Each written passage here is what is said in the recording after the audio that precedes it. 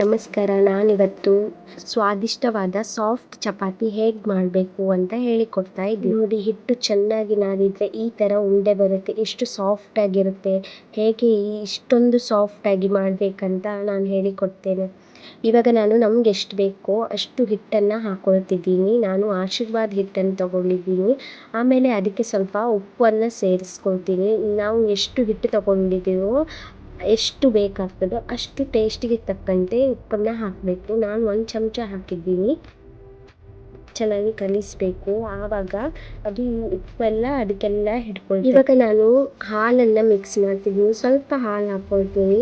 ತುಂಬ ಮೃದುವಾಗಿ ಬರಲಿಕ್ಕೆ ಇದು ಒಂದು ಕಾರಣ ಆಗ್ತದೆ.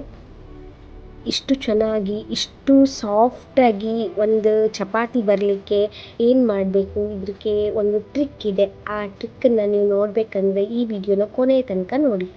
ಇವಾಗ ನಾನು ನೀರನ್ನು ಸ್ವಲ್ಪ ಸ್ವಲ್ಪನೇ ಹಾಕ್ಕೋಬೇಕು. ನಮಗೆ ಹಿಟ್ಟು ತುಂಬ ನೀರು ಹಾಕ್ಕೊಂಡ್ರೆ ಸ್ವಲ್ಪನೇ ನೀರು ಹಾಕ್ಕೊಂಡು ಅದನ್ನ ಉಂಡೆ ಥರ ಮಾಡ್ಕೊಳ್ಳುವ ಹಾಗೆ ಮಾಡಬೇಕು.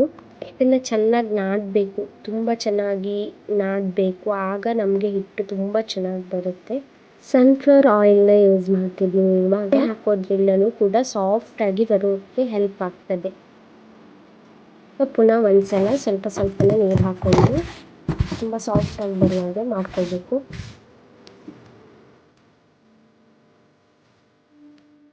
ಸಾಫ್ಟಾಗಿ ಬರುತ್ತಂದರೆ ನೀವೇ ನೋಡಿ ಎಷ್ಟು ಸಾಫ್ಟಾಗಿ ಚಪಾತಿ ಇರುತ್ತಂದರೆ ನೀವು ಸಂಜೆ ತನಕನೂ ಇಟ್ಟರೆ ಏನೂ ಆಗಲ್ಲ.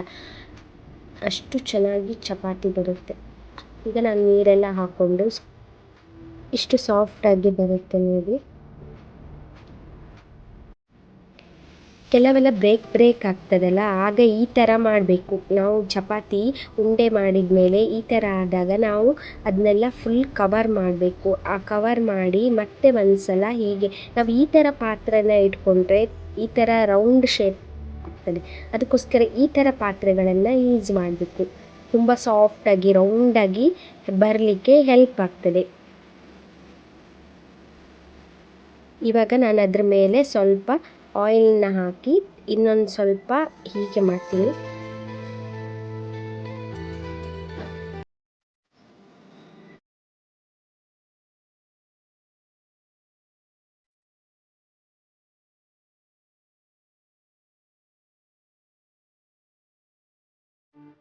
ಇವಾಗ ನೋಡಿ ಎಷ್ಟು ಸಾಫ್ಟಾಗಿ ಈಗಲೇ ಸಾಫ್ಟಾಗಿ ಇದೆ. ಇನ್ನು ಆಮೇಲೆ ನಾವು ಇದನ್ನು ಒಂದು ಒಳ್ಳೆ ಪಾತ್ರಕ್ಕೆ ಒಂದು ಟೈಟ್ ಕಂಟೈನರ್ಗೆ ಹಾಕಿ ಇಡಬೇಕು. ಬಟ್ ಪಾತ್ರೆಯಲ್ಲಿ ಒಂದು ಸ್ವಲ್ಪನೂ ನೀರು ಕೂಡ ಇರಬಾರ್ದು. ಚೆನ್ನಾಗಿರೋ ಬಟ್ಟೆಯಲ್ಲಿ ನಾವು ಒರೆಸ್ಕೋಬೇಕು. ಚೆನ್ನಾಗಿರೋ ಬಟ್ಟೆಯಲ್ಲಿ ನಾವು ಒರೆಸ್ಕೊಂಡು ಆಮೇಲೆ ಇದನ್ನು ಟೈಟ್ ಕಂಟೈನರ್ಗೆ ಹಾಕಿ ಫ್ರಿಜ್ಜಲ್ಲಿ ಇಡಬೇಕು. ನಾನು ನೆಕ್ಸ್ಟ್ ಡೇ ಮಾಡೋದ್ರಿಂದ ನಾನು ಫ್ರಿಜ್ಜಲ್ಲಿ ಇಡ್ತಿದ್ದೀನಿ. ಈಗ ನೆಕ್ಸ್ಟ್ ಡೇ ಫ್ರಿಜ್ಜಲ್ಲಿ ಇಟ್ಟಿದ್ದೀನಿ. ತೆಗಿತಾ ಇದ್ದೀನಿ ನೋಡಿ ಎಷ್ಟು ಸಾಫ್ಟಾಗಿ ಬಂದಿದೆ. ಇವಾಗ ನೋಡಿ ಕೈಯಲ್ಲಿ ಈ ಥರ ಮಧ್ಯದಲ್ಲಿ ಇಟ್ಕೊಂಡು ಉಂಡೆ ಮಾಡೋದ್ರಿಂದ ಆ ಉಂಡೆ ತುಂಬ ಸಾಫ್ಟಾಗಿ ಮತ್ತು ರೌಂಡ್ ಶೇಪ್ ಕ್ಲಿಯರಾಗಿ ಬರೋಕ್ಕೆ ಹೆಲ್ಪ್ ಆಗ್ತದೆ. ಫ್ರಿಜ್ಜಲ್ಲಿ ಇಟ್ಟು ಚಪಾತಿನ ತೆಗೆಯುವಾಗ 2 hours ಆದರೂ ಟೈಮ್ ಕೊಡಬೇಕು. ಇಲ್ಲಾಂದರೆ ಗಟ್ಟಿಯಾಗಿಬಿಡುತ್ತೆ, ಒಳ್ಳೆ ಬರಲ್ಲ.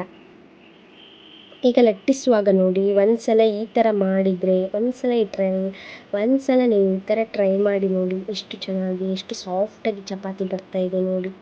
ನನ್ನ ವಿಡಿಯೋ ನಿಮಗೆ ಇಷ್ಟ ಆದರೆ ಲೈಕ್ ಆ್ಯಂಡ್ ಸಬ್ಸ್ಕ್ರೈಬ್ ಮಾಡೋದನ್ನು ಮರಿಬೇಡಿ. ಒಳ್ಳೆ ಶೇಪ್ ಬರುತ್ತೆ. ನಾವು ಈ ಥರ ಲಟ್ಟಿಸೋದ್ರಿಂದ ಒಳ್ಳೆ ಶೇಪ್ ಕೂಡ ಕೊಡ್ಬೋದು ಅದಕ್ಕೆ.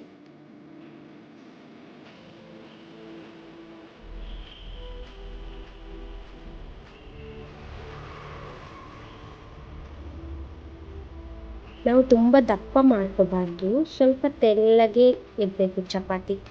ಆಗ ಸಾಫ್ಟಾಗಿ ಉಬ್ಬಿ ಬರುತ್ತೆ ಚಪಾತಿ ಮಾಡುವಾಗ.